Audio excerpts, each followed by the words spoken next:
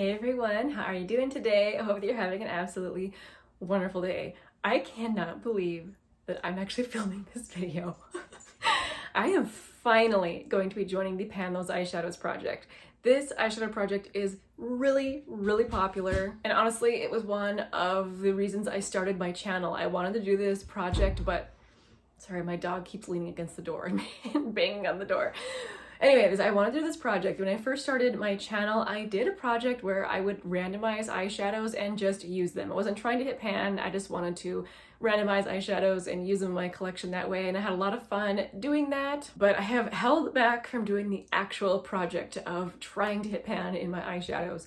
The last eyeshadow project I did with Martha Blair, where we did Battleship, Dude You Pan My Battleship, I got a little more confidence and I feel like I'm finally ready to do this project. Of course, I will be tweaking the project a little bit to suit how I would like to do the project. This project was originally started by Lexi. I'm going to make sure she's always linked in the description box so you guys can find her. But like I said, super popular project. It's one of my favorite projects to watch. Before I get into all the rules that I've been setting for myself, however, let me quick tell you the tea of the day. I'm drinking a white tea. I think I have featured this tea on my channel before. Again, I will link it. I actually took a little video beforehand. I'll put it up here on the screen of what the tea leaves actually look like. You'll notice it just looks really like kind of just dried tea leaves. They haven't been roasted or steamed or anything. And as far as taste goes, it tastes like sweet hay.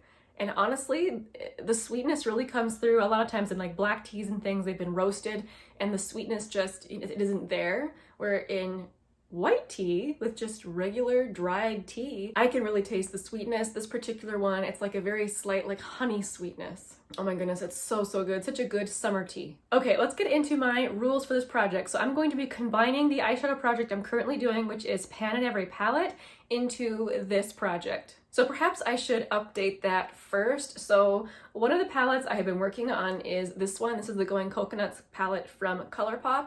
You guys may remember in my last update that I've been working on a shadow in this, and I had said that I had used it 30 times and that was enough and I wanted to move on from it. Well, I couldn't stop. I just kept using it. This is the shade Lovely Bunch, and I used it an additional 18 times after that update. I've been using it all month and I finally hit pan.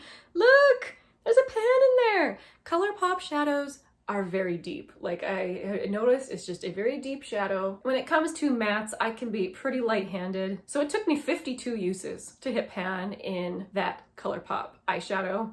I did not think it would take me that long, but at any rate, this palette is now eligible to go into my Pan My Eyeshadows project. So that's kind of what I've been doing. Once I use a palette at least 30 times with the goal of hitting pan. If I don't hit pan, that's okay, but you know, it's a bonus. But once I reach that goal of 30 uses or pan in a palette, I will roll it into my spreadsheet of Pan Those Eyeshadows. And I'm going to do that just as an effort to try and use palettes as a whole and not just working on one shadow. I did just tend to work on that one shadow in this palette, but moving forward, I'm going to try and spread the love on the palette that I'm working on to hit the 30 uses on. The other palette that I have been working on in Pan in Every palette is this one from Kaleidos. So I have mostly been focusing my attention over here. You can see the little dip that's going on. I've been using it as my eyeliner. It's the eyeliner I'm wearing today. And I'm currently at 17 uses on this palette, so this will be staying in the project. Now let's talk about the rest of the shades that I'll be working on. So my goal is to have fun, you guys. I want to have fun with this project. I don't want to get burned out. That's happened to me with a couple of shadows where I was forcing myself to use them and I just got tired of the shadow, right? So I don't want to make myself try to hit pan in shadows that I just don't wanna. So if I roll something in that I'm just not feeling, I'm gonna let myself choose something else. I mean, I know a lot of people might view that as cheating, but I am not, because I want this to be fun for me. In addition, I'm only going to be working on 3 randomized shadows at a time instead of the 5 or 6 that many people do. That way I will still have room in my eyeshadow looks and things that I'm doing to use new things that come into my collection, and also just to continue to shop my stash. I do a regular shop my stash, and if I'm working on too many eyeshadows, I just know I won't use the rest of my things. So keeping it to just 3 shadows in addition to like the focus palette, I'm hoping that that will be a small enough project to allow myself the wiggle room. Also, I'm not putting all of my shadows in this project. I do have like all my cream shadows, my single shadows, and the majority of the shadows from palettes that I have hit pan in, but there are some special shades like the one I'm wearing today. For instance, like this is from Sydney Grace. This is a loose pigment in the shade Joyful Day. I enjoy having fun with things like this, but this is not a shade that I want to make myself use every day, which is how I hit pan in shadows. I use them every day until, you know, pan. So things like this are things that I would roll into Shop My Stashes or just use when I want to while filming. So you're not gonna see, you know, unfortunately, like bright shadows like this. There will be color, don't worry, it's not just all browns and taupes and things. There is color that I feel comfortable wearing on a day-to-day basis, just not something like this. So those special shades I have taken out of my spreadsheet for this project. I'm going to set a goal of 20 uses on a shadow. If I haven't hit pan by then, I will allow myself to roll it out. Of course, there will be some shadows that I'm going to keep working on. 20 uses I feel like is either really close to hitting pan, or in the cases of mattes for me, really far from hitting pan. So if I'm at 20 uses and I know I'm gonna hit pan soon, I'll probably keep whatever shade it is in the project, but I'm gonna start with 20 uses. We'll see how I go from here. Or if I'm just plain burned out on a shade, after 20 uses, I will let myself roll it out. I also don't wanna work on more than one same color at a time. So if that happens, I will re-roll. Anyway, I don't wanna make this complicated. I'm sorry if I'm making it sound complicated. I just wanna have fun. That's my main goal. So let's just roll for these, shall we? I am super nervous. All right, here we go. So I'm using random.org. I currently have 213 eligible shadows in my spreadsheet. Let's go for it.